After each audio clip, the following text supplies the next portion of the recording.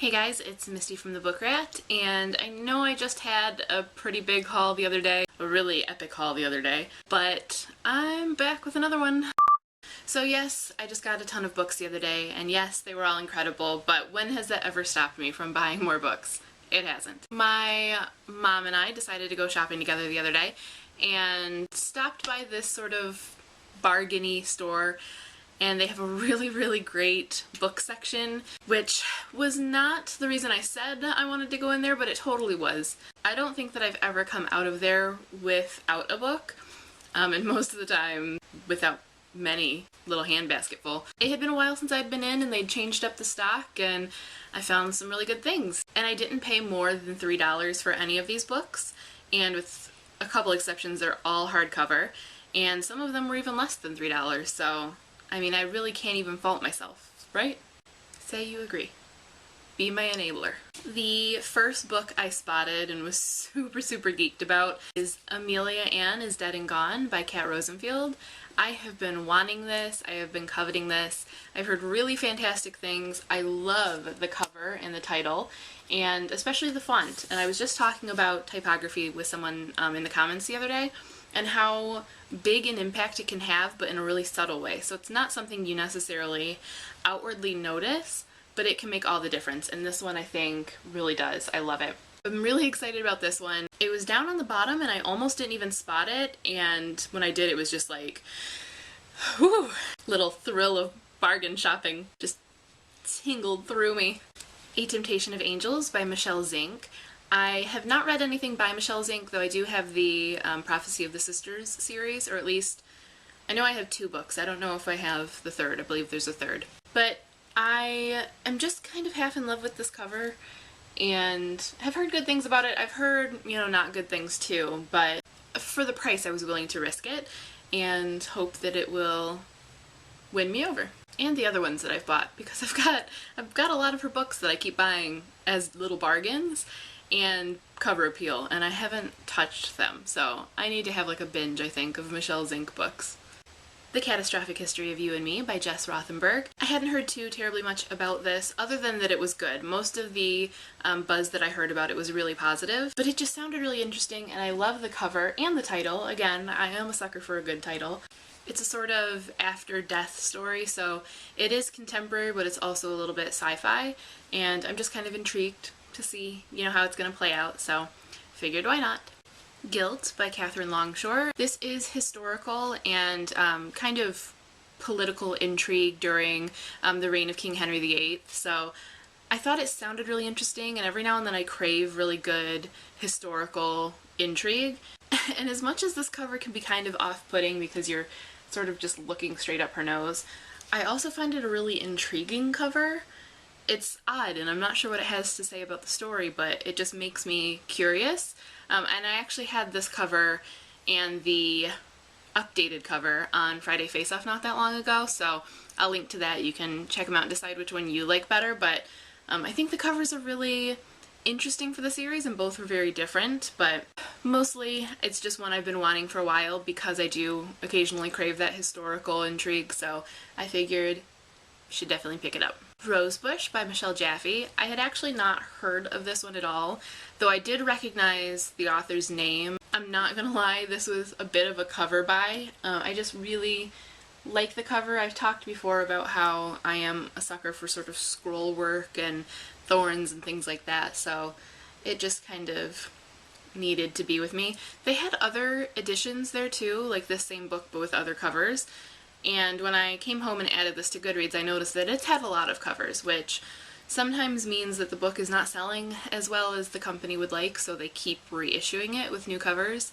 So hopefully that doesn't mean that it's not good, but I did see a number of very positive reviews from friends on Goodreads, so hopefully I will like it. No idea when I'll get to it, but it's kind of a contemporary thriller, and I'm just intrigued.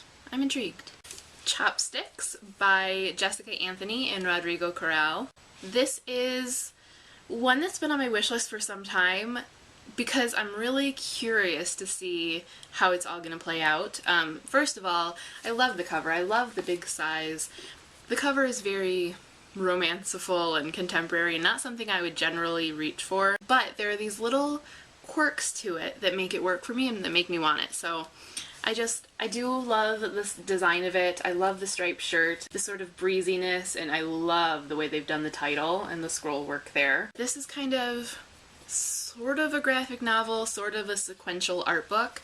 I'm gonna flip through and show you guys, but it's text and pictures and drawings and just all kinds of mishmash of things, which can sometimes work really well and sometimes just fall flat. I'm curious what I'll think of it, and I've been kind of keeping an eye out because I wanted to see it in person and I hadn't spotted it in a store yet. I mean, spotting it for this price meant I might as well just go ahead and get it rather than just flip through it there. So I will let you guys know one of these days. I'm guessing it's going to be a quick one to read. Okay, so that was all I bought for myself on the first day that I went in the store. I ended up going back the next day and getting a couple more things. I did buy more though that first day, but I'm going to show those at the end because those are actually a present for somebody. The first time I went in, we were kind of rushing. It was late. The store was going to be closing soon. We sort of just speed shopped, and I ended up going back the next day and going through the books and actually thumbing through the whole sections because they'll have kind of messy organization sometimes. So I knew there were a lot of things that I hadn't seen, but not necessarily things that I had to have, but figured while I was out on that side of town I'd go ahead and look. And I'm so glad I did because I found two books that they only had one copy for each of these, and they were at the very back of stacks, and they're both books that I've really been wanting, so score. The first I found was Harbinger by Sarah Wilson Etienne. I love this cover and I'm very, very intrigued by it, and I hadn't seen it in person yet, and if you do see this out in a store somewhere, pick it up and feel it. It has the coolest feel. It looks really cool too. It's sort of like this cross between like plasticky vinyl and canvas. It's really, really neat, and I can honestly say I don't have any other books that are covered like this. None. It's really, really neat. It really stands out. The design of the book all the way around is just really cool. I love it. So this book sounds on the weirder end of things, and I like weird, but that of course means that the ratings tend to be really, really for or really, really against. So I guess we'll see which end of the spectrum I end up on. I have some friends that really loved it, and I have some friends that were really like, what was this? But yeah, it just sounds really cool, but I'm not gonna lie, totally a cover buy, especially once I saw how interesting the cover was. And the other one that I found is one that I have had on my wish list for a good long while now.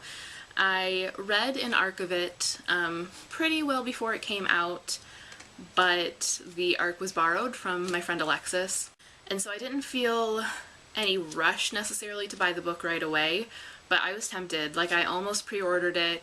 Every time I've been on Amazon, I've almost added it. Every time I'm in a bookstore, I look for it, just to kind of tease myself. But I wasn't expecting to find a brand new, in perfect condition hardcover for $3.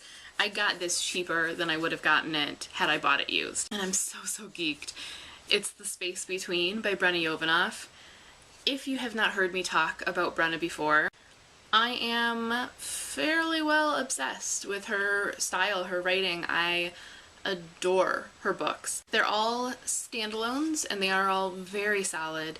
They're good sort of sci-fi fantasy, but beyond that, I think she also has this way of really getting to the heart of an issue and using non-human characters to explore what it means to be human, and it's just so impressive, and I don't think that she gets enough mention. I don't think she gets enough love from the, book community. I really, really wish that more people would pick her up and give her a try. But I just love the stories that she writes, and I love the way she writes them. So very happy to have this on my shelves, and if you haven't read anything by her, please do so. Alright, so the last 3 books that I bought are not for me, they are a gift.